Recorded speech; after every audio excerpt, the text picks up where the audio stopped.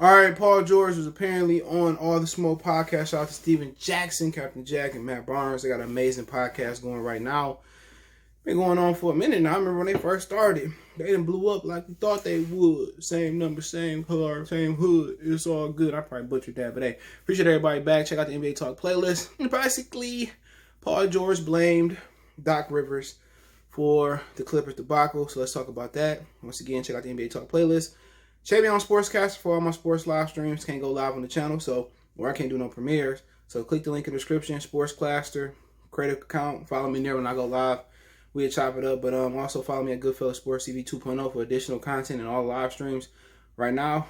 And also, you can check me out More City Sports Talk on YouTube for additional content. And I got probably some groundbreaking things I'm changing with the channel. I'm coming with a new approach at some point in 2021, early in 2021. But basically, he said that Doc Rivers misused him. But before we get there, Doc Rivers has a history of his teams losing leads. I remember back in the day when the Pistons pulled out Tayshaun Prince to lock up T-Mac, and they was up 3-1 on us, and we put Tayshaun Prince out.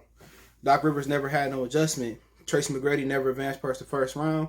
Doc Rivers blew a 3-1 lead. Go to Boston. When they lost to LA, I think it was it the second time they played them, the Lakers? There's a clip going around that Phil Jackson in the huddle saying to the Lakers and them, like, this team has blown more leads than any other team all season. They gonna choke. And guess what they choked? Kobe, world peace, a.k.a. Ron Artest, and Lamar Odom and Powell, they found the way to win. So before you get mad at Paul George, it's historically correct that Doc Rivers has some issues with making adjustments in series. I've seen it with my own two eyes. I've seen people say it. The numbers reiterated. So before they get mad at him, it's a fact. Then the first thing that kind of popped in my mind outside of that was simply, was he part of Doc Rivers getting fired? And did he go to Steve Ballmer? Shout out to Steve Ballmer from Detroit as I. Did he go to Steve Ballmer and then Kawhi go and say, well, we can't win with this guy. This guy ain't making adjustments. He garbage. Look at this history. If we get Ty Lue, we get another coach, and he can do the things we like. And maybe they sat down with Ty Lue and was like, yeah, I could do that. You see, I did this with this, that, what I did with LeBron. We definitely can do that. And basically, was that the issue? Did Paul George, Kawhi get Doc Rivers fired? And then it was a feeling that the old Clippers, Montrez, and Kawhi Leonard, trainer, called him a traitor way before he got signed with LA. Paul George not Paul George, but Lewis Williams and Patrick Beverly all had issues with Kawhi Leonard and Paul George, being able to practice when they want to practice. Kawhi Leonard being able to live in San Diego about an hour away and make it there, especially with LA traffic. Not sure if he's taking the helicopter, but RP to our brother Kobe. Also, they got to play when they wanted to play. They get to get pulled and put in the games when they wanted to get put in. They had too much say-so, so you had a clash of cultures. So Doc Rivers, him and Paul George got some issues, and Jalen Rose didn't want to say it today on ESPN. I said he cheated on Doc Rivers' daughter. He cheated on her. Now Steph Curry got her. But at the same time, I think Doc Rivers understands that lifestyle. If you think Doc Rivers is an AC Green and he never did nothing while he was on the road, while he had a girlfriend or whatever, you crazy. That's just the NBA lifestyle. That's why Tyra Banks and Chris Webber broke up. You on the road and you doing what you do. It's not in the melanated man. It's not in our DNA to be with one woman. You see these other kings in Ghana, wherever they at, they got like 6 or 7 women, in the traditional European way, which is not us. I tried to explain that to some sisters, and it was, oh no, you lying. I'm like, go ahead and conform to everything, the European tradition, the pagan holidays and stuff. Go ahead and conform to that, y'all talk hate slavery, but y'all love Christianity, and that was a huge part of slavery. Still kind of hindering us today, but to move on, people, you got to move on. Doc Rivers is, their tradition clashed, and Doc Rivers was part of that culture, and they probably going to Doc like, man, and Doc in Philly, he was hot commodity. I think he got a better job damn near in the weaker conference, some people believe. And I think Doc history, blowing leads, it comes up, him not maybe make the adjustments and stuff. So Did I think Paul George had something to do with him getting fired? Absolutely. Paul George can opt out after next year. I think Kawhi Leonard say something? Yes. Kawhi Leonard can opt out next year. They got a new arena. No Paul George, no Kawhi Leonard. You going back to the Darius Miles days or the Michael Olowokandi day? You can't do that. So you got to do whatever make the players happier. This ain't the NFL. This is a players first league.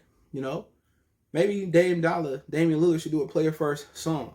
That'd be dope.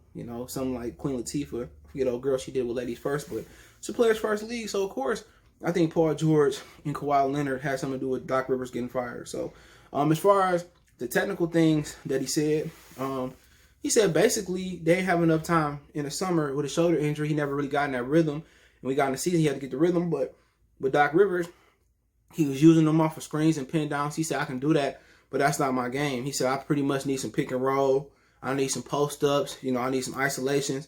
That's what get me in my rhythm. And Doc Rivers never really made that adjustment. So he basically blaming Doc for his playoff roles. But when he was in Indiana, Oklahoma City, and you was getting those same opportunities, you didn't produce.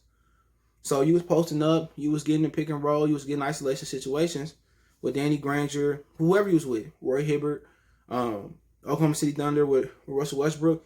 You didn't produce. So, that's my whole thing. You didn't produce in that situation. In years past, and we still ready for you to produce. That's my whole thing about it. Like, you've been put in those situations. So you didn't shoot well, but hey, credit to Tyronn Lue. Post them up, put them in pick and rolls, put them in isolation, But he said catching and shooting and coming off screens and pin downs ain't his thing. Klay Thompson, he loved that. Rip Hamilton, Reggie Miller, but I think what he's saying, he one of those dudes that need to get into a rhythm, get the ball in his hands, and create his own. You got guys like that. You ain't gonna really see James Harden win the 3-point contest because he one of them dudes that need to get in a rhythm, step back, shoot threes. Now, you get him some more time, he could dribble the ball, step back, shoot three, he'll kill a 3-point shooting contest. You got some guys that's better coming off the catch and shoot, coming off the screens, able to, even if you get a bad pocket pass, it's here, they're able to get there, reset, and get it there. You got some guys, who are able to spot up. Hey, steps out, bam, or spot up and shoot. It's different type of shooters and it's different type of scorers. You know what I'm saying? Scoring and shooters, two different things. You got some guys that can score in multiple ways and they can feel comfortable doing it. Hey, boom, boom, get the ball. Hey, feel it.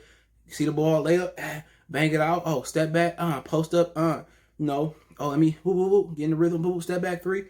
It's different guy. You got other guys that's just coming off screens, catching and shooting. Oh, come off the screen, you play it hard. I like I'm shooting it. Put the ball on the floor. Get a bucket. You guys, it's rare that you see a guy that can do it all as far as scoring and feel comfortable. You can put him in a position to catch and shoot. You can, put him on the ground, put the ball on the ground, can finish, can shoot. Ray Allen was one of those guys. Ray Allen his whole career, Ray could spot up and shoot, come off a screen, catch and shoot, step back, shoot, create his own shot, shoot, finish at the rim or below the rim, above the rim. Ray probably was, I can think of, Ray was probably the greatest all-around scorer in my head. It's nothing that Ray couldn't do. Like, you got guys that, I can do this, I can do that. But Ray was comfortable at different phases in that one phase. He could do it all and feel comfortable doing it. It wasn't I didn't feel comfortable catching and shooting. Or I didn't feel comfortable finishing at the rim. I didn't feel comfortable. Ray was comfortable in whatever he did. You know what I'm saying? You look at other guys like Steph Curry. He more of a shooter than a finisher at the rim. Really no mid-range game, but he more of a shooter. One of the guys I think, if he stay healthy for the Clippers, because he's pretty good at the Pistons, who remind me of Ray Allen, other than the athleticism, was Luke Kennard. Luke Kennard was one of those guys, he can score comfortably in any position. The ball in his hand, catch and shoot. You can put him in screens, catch and shoot. Spot up, catch and shoot. Finish below the rim floater. He had a complete repertoire. But then again, he never was able to stay healthy. He's one of those guys, You look at other guys that's just good at scoring. Allen Iverson, he can shoot it a little bit, mid-range, get to the bucket, finish at the rim. But he wasn't the complete shooter scorer. Like, Ray Allen's probably one of the most complete scorers. You could look at Jordan. He could shoot if he wants to. He made like 5 or 6 threes in the Trailblazers final. But he's a great scorer. When you talking about a scorer that showed us at the same time in different phases, they can do it every type of way. I think Ray Allen is one of the greatest. Not saying he the greatest scorer, but his versatility, he was comfortable. Michael Jordan comfortable shooting threes, but he wasn't the shooter that Ray Allen was. You can make a case that Ray Allen wasn't the finisher that he was. But Ray Allen hit just as many big shots. You know what I'm saying? So I think Ray Allen, Jordan, Kevin Durant, who else you got up there? Sheesh. They're probably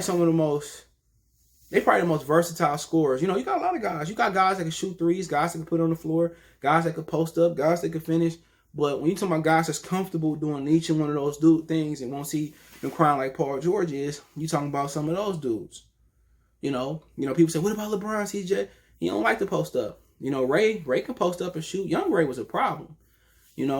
But Paul George, be honest, he just saying that, what, in certain positions I feel comfortable getting in the rhythm doing that, and that's credit to him. But this year, if it don't jump like a car with a dead battery, we gonna be looking at him as I'm already looking at him. Like, it don't matter. You're just a choke artist.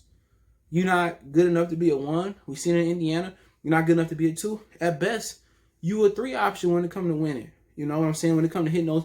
And same thing with James Harden. When it comes to winning, he another one of them dudes.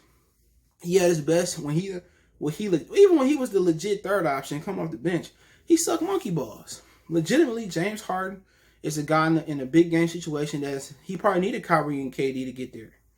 He can't lead you to a championship. He ain't Jordan, he ain't Magic, he ain't Kareem, he ain't Oscar, he ain't one of those Jordan, he ain't one of those dudes. He is a guy, he ain't even Scottie Pippen. He got like sheesh Louise. Man, Jesus, just thinking about history. I mean, maybe he like a Lamar Odom, you know what I'm saying, as far as his importance, man, but he ain't one of them dudes that's going to lead you. He ain't going to be a Paul or Pierce or KG. He ain't going to be one of those guys. He ain't going to be a Brian. He ain't going to find success. He's going to be somebody that's going to be a 3rd fiddle. But that's just my opinion. I get some validity, some things that Paul George say, but sometimes you got to take accountability. But we'll see. I think some of the things he said was valid. Let's give some time to breathe. Let's see what he do this year. When they get eliminated by the Lakers or Denver or somebody next year, then we could cream them. But hey, let me know what you guys thought. Don't forget, we on Facebook, Instagram, Twitter. You can reach out if you have a business question, require sponsorship, video request. All our social media links in the description. Twitter's the fastest way, then Facebook, then Instagram. We got a Facebook group, those links there. If you want to reach out, you want to advertise your business on the channel, my links there. You got a video request, business inquiry, sponsorship. You just want to chop it up. I'm always listening. Other than that, you want to make a donation financially, Cash App, CJ Good 313. That's in the description. PayPal link in the description as well. Appreciate the love and support. One time for the one time. Good for Sports TV. We on.